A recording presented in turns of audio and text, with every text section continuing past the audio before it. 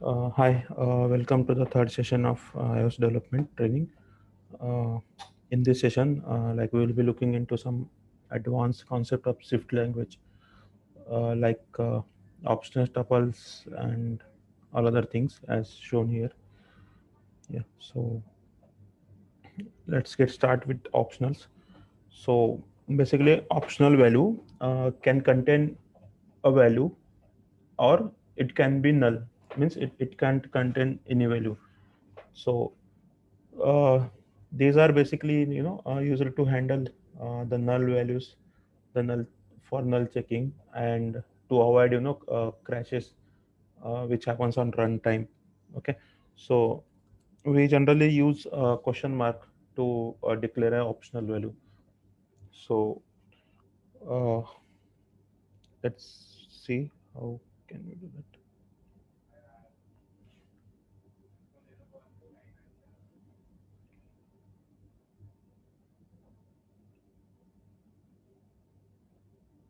Okay, so we're back to the playground.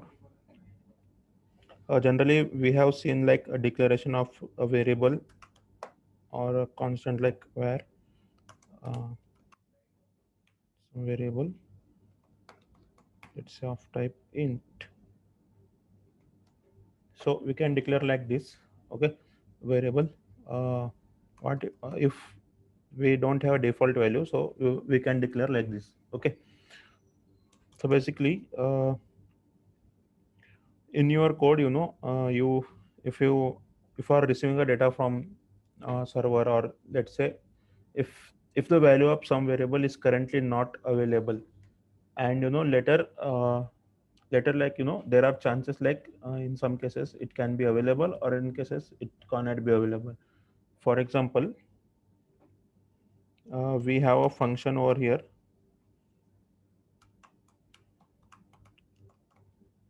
calculate value. Okay, so what this function does is, here is another variable where is available equal to true. Okay, so for example, let's consider we have a variable, a boolean value. So default value is true, but later it could change in the program. In later stages it can be changed to false, or it can be true only. Okay, so here we have a condition, if is available equal to true, comma, this somewhere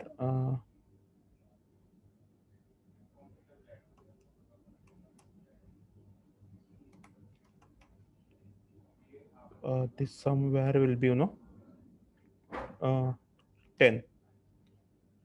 Okay, else somewhere will be else, there is no else bug, somewhere will be nothing. Okay, so in this case, if you are printing that somewhere. Okay, so let's consider if is available is true, then it will have a value. But if it available is false, is false, then what it will happen is, so here is a chance of getting crashed.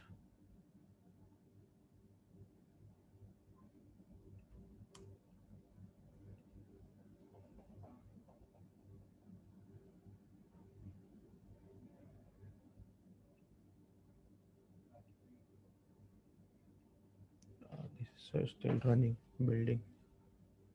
So it will get crashed because here we haven't provided any default value, and here also it will be not going inside this block, so this value will not be get assigned, so it will be get crashed. Okay, still running.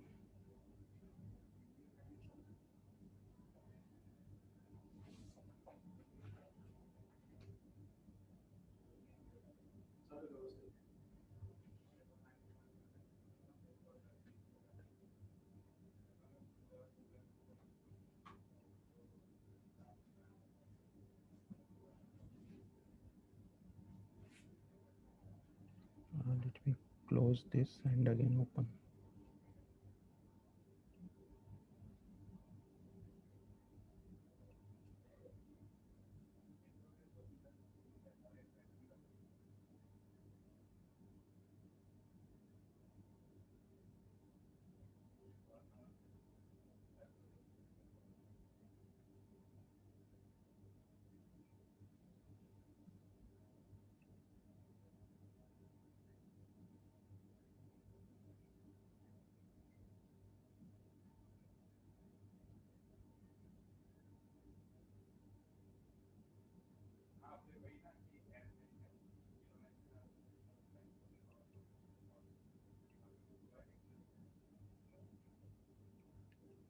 You can see here the error also is coming like coercion of implicitly unwrappable value of type int.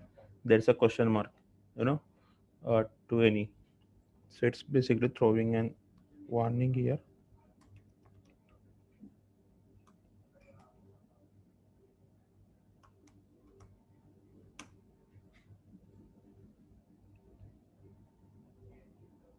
Okay, so you can see, it print as nil. Okay, here. Okay, because it don't have value. In this case, what happens? Generally, app gets crashed here because it's an null value. So app gets crashed. So to avoid like these conditions, what we will do is in this case, we will mark this as an optional. If add question mark beside its data type, so that property or that variable is become an optional. Okay, so now if you try to uh, do without instead of printing, if you are looking at let's say let value equal to somewhere, if you say this is the int. Okay, so now here it will throw an error because what we are doing, we have taken value as a int, not an optional int. Okay, only int, and we are assigning this somewhere which is an optional int. What did it say? Value of optional type int must be unwrapped to a value of type int. You have taken this an optional. Now you have to uh, take the its primitive type of its. You have to uh, take the int out of this optional int. Okay, so that value, that process is called unwrapping. Okay, so not only property declarations, if you have a function which returns optional. Okay, so let's take a name of function as return optional. Okay, so it has arguments,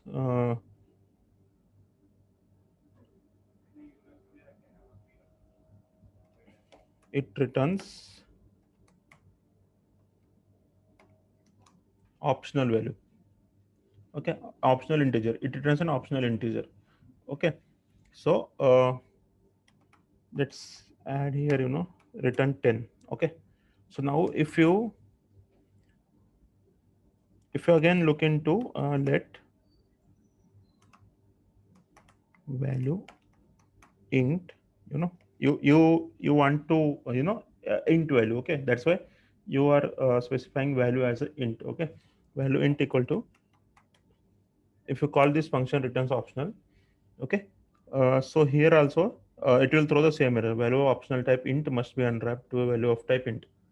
It says like unwrap int optional to integer, optional integer to integer. Okay, so uh, this is the declaration of optional other things. So we will next we'll be looking around what is this unwrapping called, process of unwrapping. So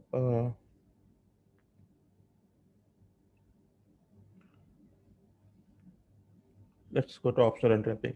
So basically optional unwrapping, as said, is the process of casting optional values to its primitive data type. from optional integer to integer, from optional string to string. Okay. Okay. So it can be unwrapped in many, many ways. Some of these are, first one is force unwrapping. uh, this force unwrapping is not recommended one uh, for many cases. Okay, we will look into that why it's not recommended. Second one is using if statement, and third one is optional binding. So again, in optional binding there are types, so we'll be looking into them when we are going to optional binding. Okay, so let's see what is a force unwrap. Okay, let's say you are assigning value here somewhere. Okay, so it's throwing error. What is force unwrapping is,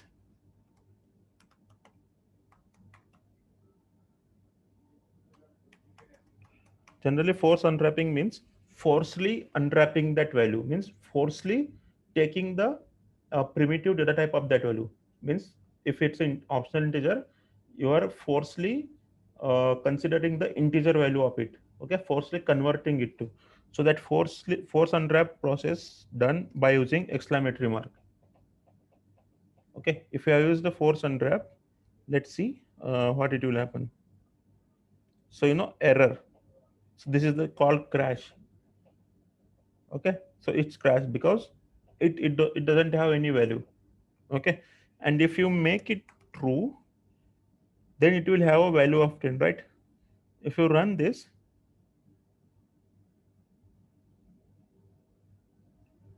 oh, we have to call this function actually.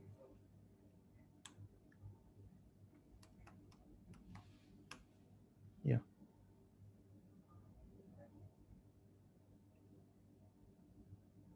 So if you see, it is true, so its value becoming 10. Okay, so this is the when it was false, so it was crashing. See, it is crashing when it was false.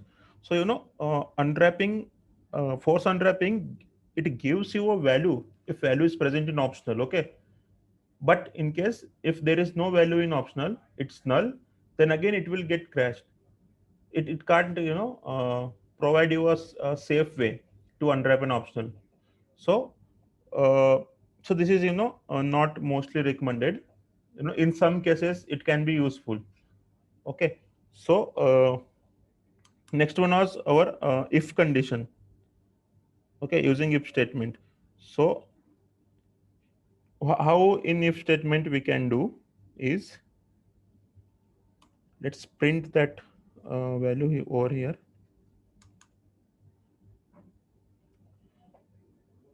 Use if somewhere not equal to nil.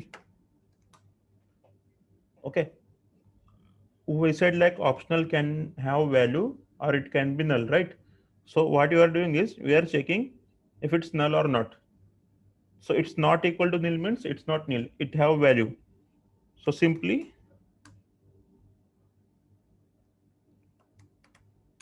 print that here. Okay,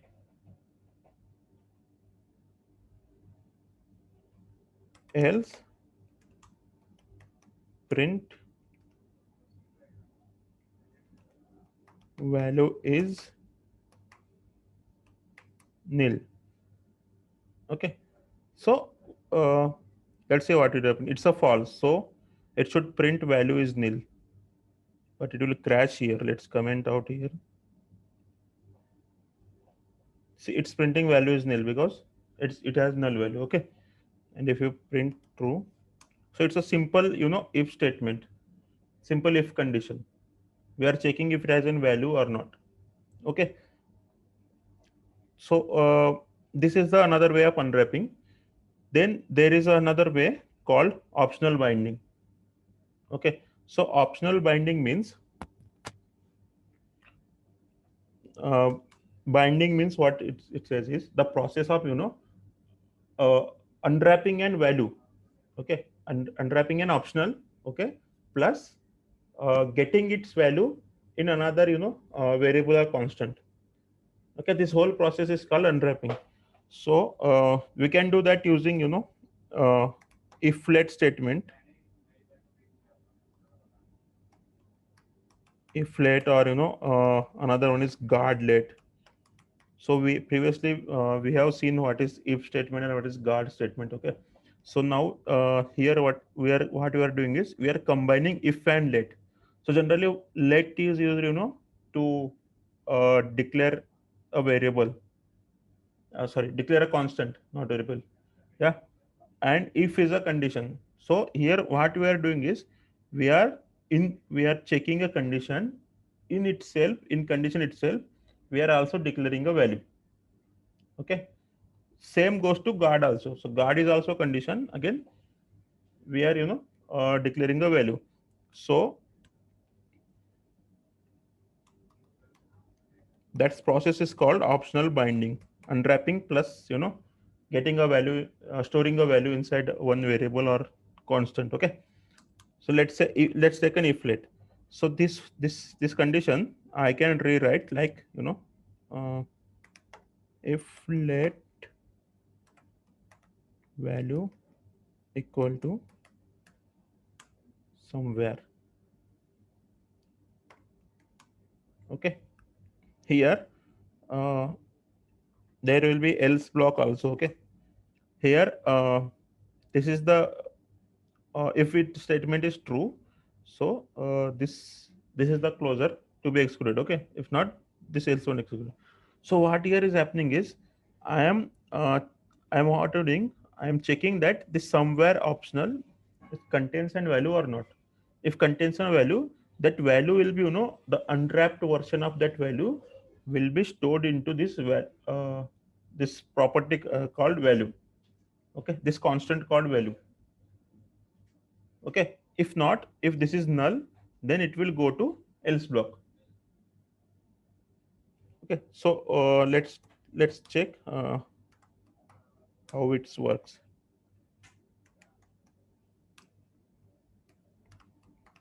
Value is null. Okay, so see, it printed a value of 10. Okay, I was printing that value, as it's true it will be 10, right? Or otherwise if I make it a false,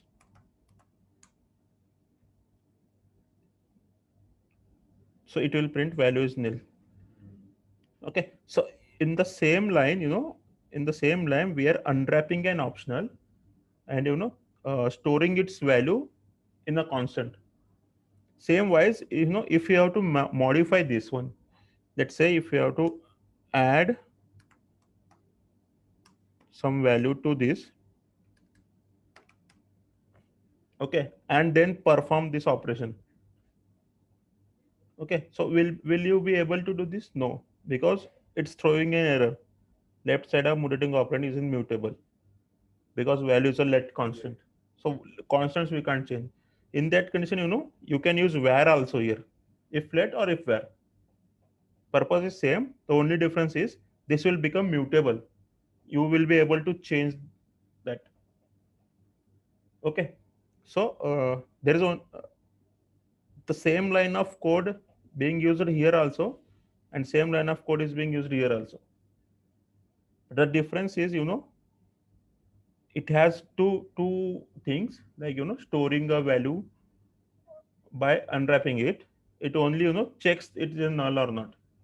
Then again, if you can't it's throwing an warning here from int to any optional to. In this case, if to avoid this warning, what you have to do is, let's say this is true. Okay, let's see what it's printing there. It's printing see optional of 10. We just want 10, right? So in this case, what you will do, you have checked it's not null. Okay, here. So here you can use force unwrapping. Now it will won't get crashed because we already had a check here if it's null or not, right? So if you look, if you run, see it's printing a 10. Okay, in this cases you should use force unwrapping. After checking if it's null or not, if it's had value or not, you can use force unwrap. But before checking, using force unwrapping is not recommended. It can result into a crash. Okay. Similarly, a guardlet. It's so what is the difference between if statement and guard statement?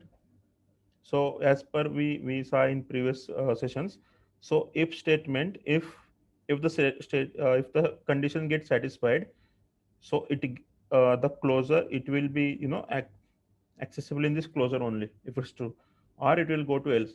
But guard has this else first, then after the whole guard statement, you can access that you can use that value here.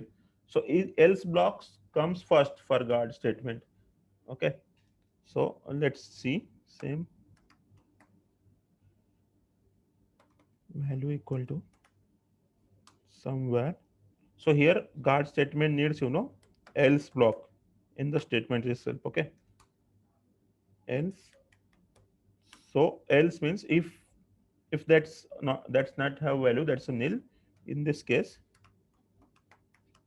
value is nil. Okay. Now after this condition, you have to mention return also here, so that it can skip this part. Okay. This part it can skip, because this part only runs when this value is not nil.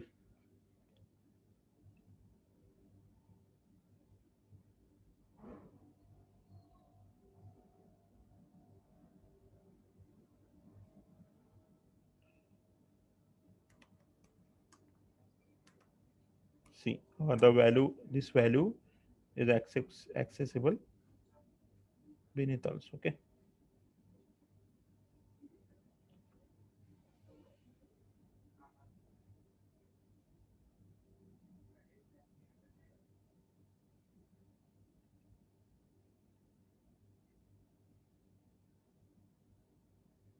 What it says.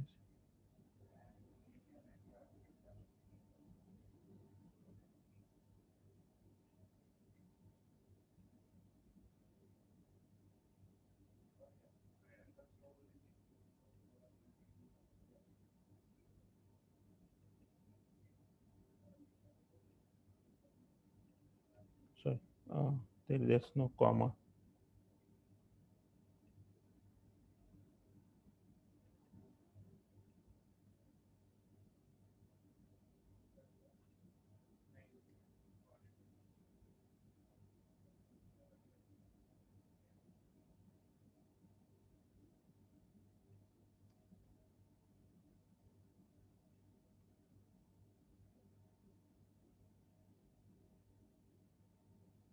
Let's add, see, this if you are mentioning return, what it say, return invalid outside of a function. Guard statement needs a scope here to return, what it will return here. It's a playground, so that's why this issue is coming here. So if you write this in a function, let's say unwrap is the name for function. So if you do like this here, then it accepts. Why? Because this return, what it will do is, it will return this context itself. It will come out of this concept context. Okay. If it goes to else block, or this this block will be get executed, this context will be executed, means the function will continue its execution beyond guard statement only if that guard statement is get satisfied. Otherwise it will uh, it will return this whole context. Okay. So that's the guard statement. Let's call that unwrap function here, so that this code can get executed. Okay. So it's printing 10, means it has a value, and that value has been print over hit here. Okay. So that's called optional binding. Okay, unwrapping itself has a binding, and binding means unwrapping plus storing a value in a constant or variable. Okay, similarly, here we have used var. A guard also you can use var. You can change that here. You know,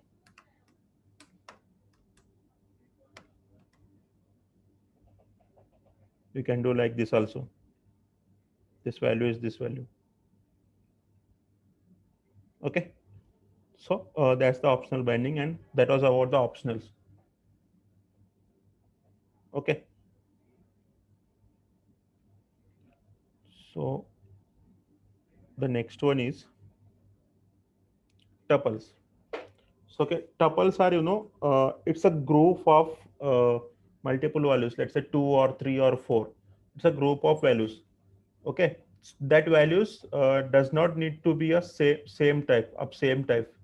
Means if you are taking a tuple, it can have a group of integer and string. It can have bool also. So this combined group is become a one type called tuple. Okay, so. Let's see how we can do a tuples.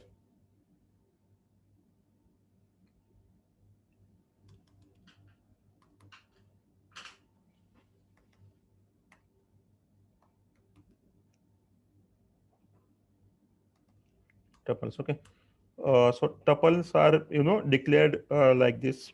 Let's say where some tuple. Okay, so tuple is also if you are declaring, so tuple will can be considered as variable or constant. Okay, so after this variable declaration, we should uh, specify a type here, right?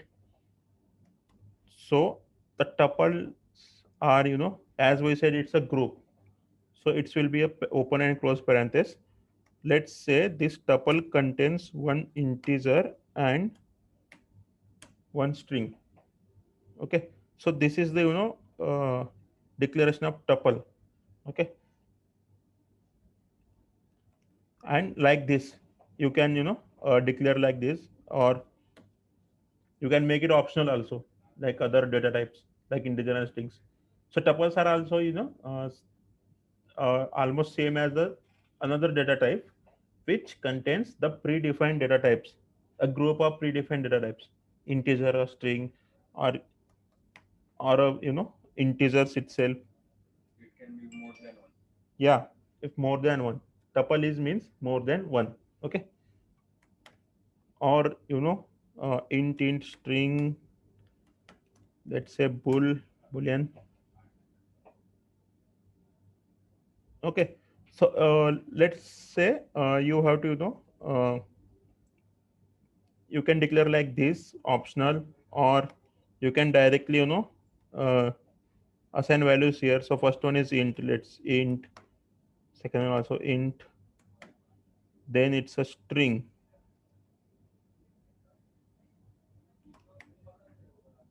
Okay, then boolean, so true.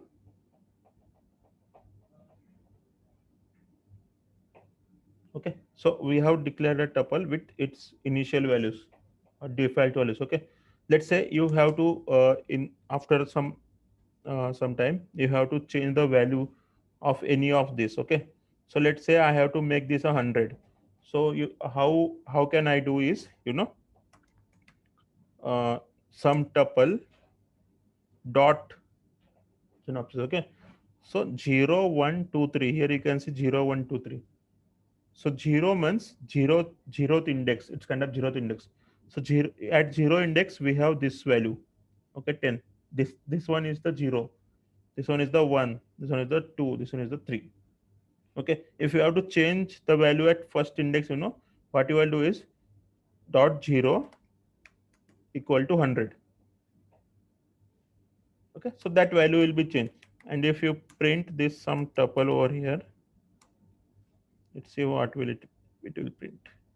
See, the value has been changed. 100, 20, high, true. Okay, similarly if we have to uh, print any of these ones. Okay, Let's say if you have to print this string hi, it's in the third place, means the order will be the index will be 2, 0, 1, 2. Okay, third means 2. So uh, you can say like print some tuple dot 2. So it will print string. Okay. In previous session we have discussed about type interference. We said like Swift automatically interpret the type of variable if you want to mention. So let's say this sum tuple of 2 is a string. Okay, but what we are doing is we are considering let a new constant. Okay, new constant. We are not defining any type here. Okay, we are just saying some tuple of 2. Okay, so if we can see here is some string. So so compiler tells us that this is a string. Okay, we haven't specified the type here, but again it it's in intellectual language. So it's considering it as a string because you have typed a string. So this is another example of type interference feature of Swift. Okay, means it avoids errors at uh, compiler time only. Compiler itself saying it's interpreting the type, so that will result into type shape language. Okay, so these are tuple. Also you can specify this tuple in function as a parameter. Okay, let's say you have a function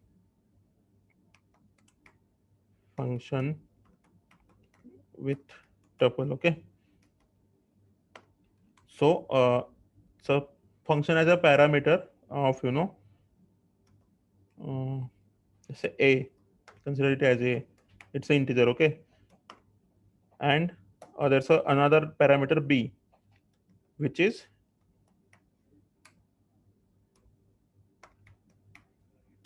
tuple. Okay, or let's say uh, b as a int, then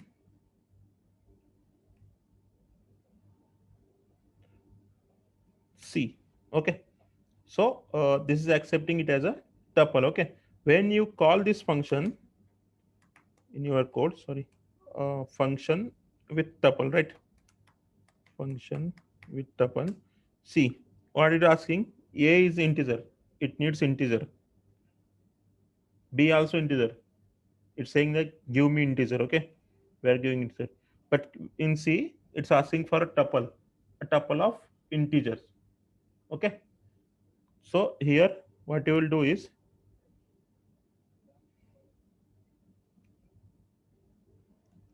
so you will give that a tuple, then comma 10. Okay, that's acceptable. So you can pass a tuple in for function also. Okay, also your function can repeat a tuple also. Function returns tuple. Okay, let's say you are passing some values over here,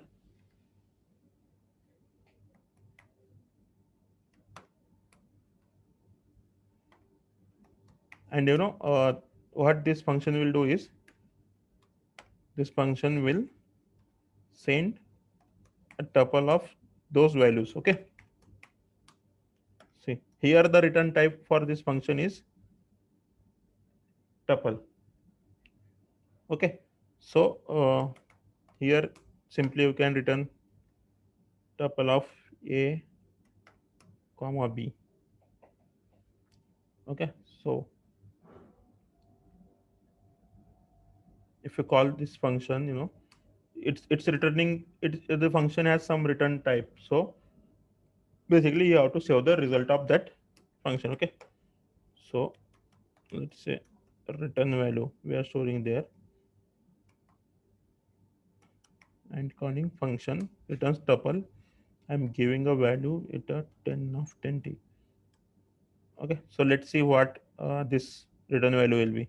See, it's tuple of 2010. Okay, so this about tuple. Also, as we said, this index dot index syntax. Okay, we can do other thing also. Instead of that, we can give argument names for tuples. Like let tuple equal to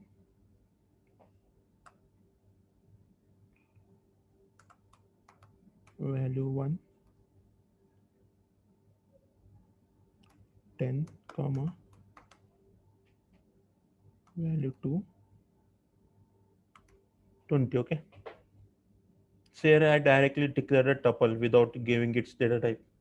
Okay, we can do like that also, as shift interpreters its type. Okay, so if you want to if you have given a name for this argument. Okay, first one, second one. Okay, so now you can simply access that as tuple dot value 1 instead of index. Okay, print tuple dot value 2. Okay, you can do like this also. You can specify first the argument name, and then a value, right? Or if you have to you have to declare a type. In type itself, you can declare this arguments also. Value 1 of integer type, then value 2 of again integer type. Just remove here these things.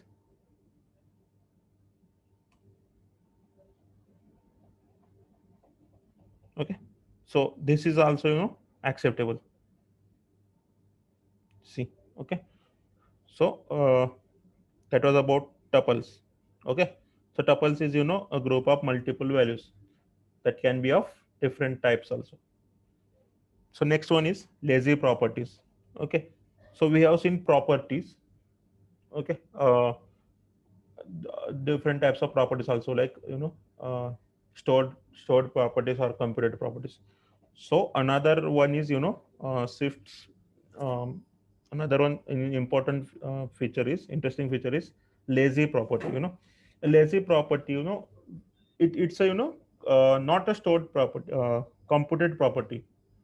Okay, it will compute its value, or stored property also, it can be stored property also. Okay, it can be both.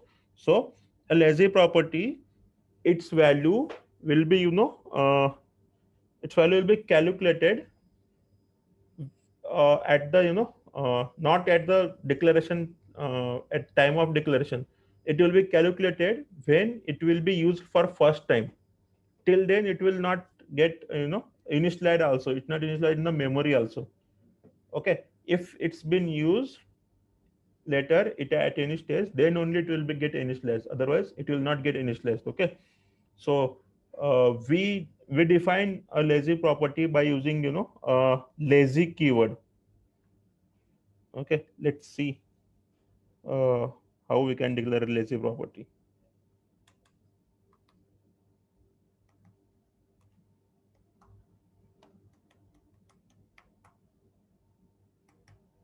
Okay, so we said we can declare lazy property using lazy keyword. Okay, so let's see lazy,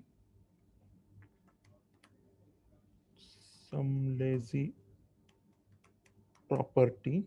Okay, I'm specifying a type for it as int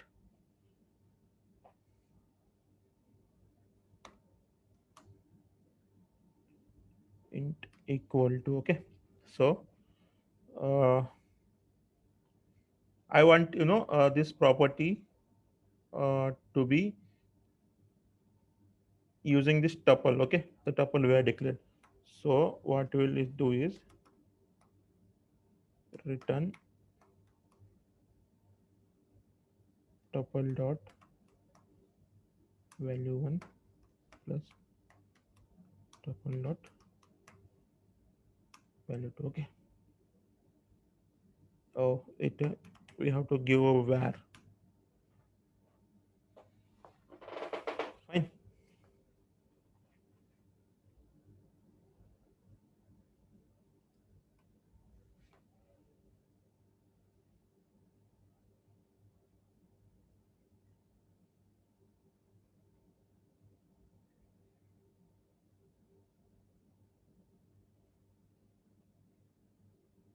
Okay. uh, it says like this is already a global variable, so you can so get global variables we can use, right? Or simply you can say return a 10 plus 10 here, okay.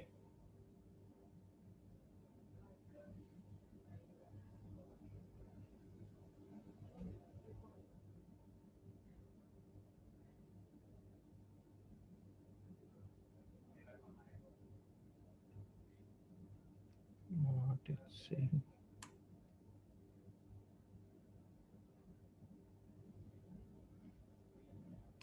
maybe it should need a class. Let's say class person,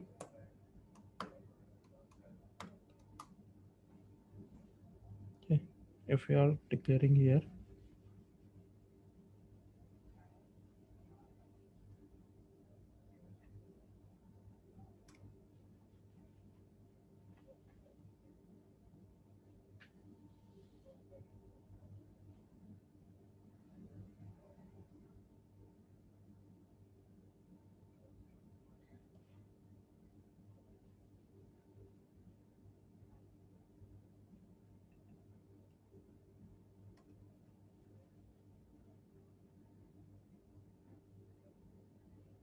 okay. So you can declare like this also, okay.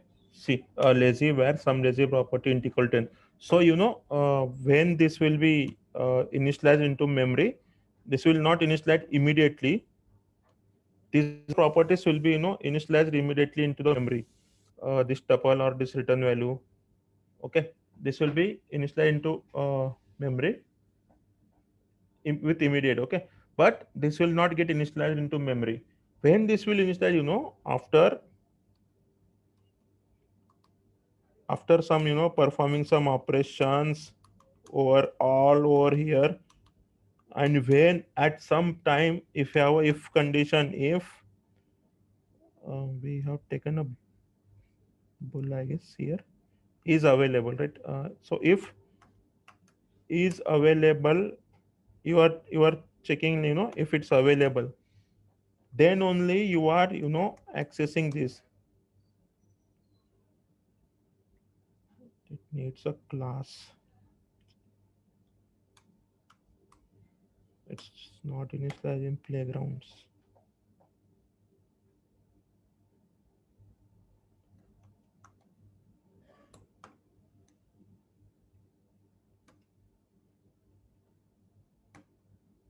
Everything doesn't work on playground, okay.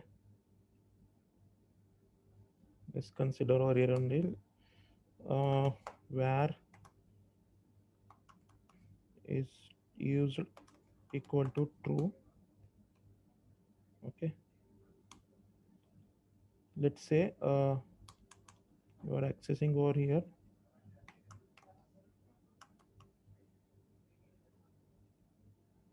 print some lazy property, okay.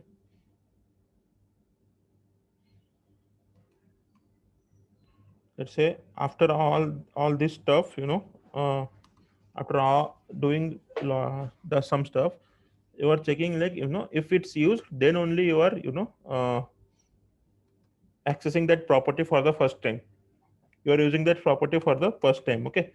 So at this point, at this point only, this will get initialized into the memory. Okay, otherwise it will not get initialized into memory.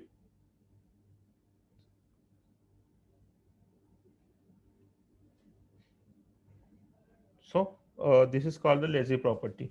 Okay, we generally use lazy properties in many cases. If we are not sure, like this will have its use in next case. So instead of loading it's into memory very first time during declaration, so we do that later. Okay,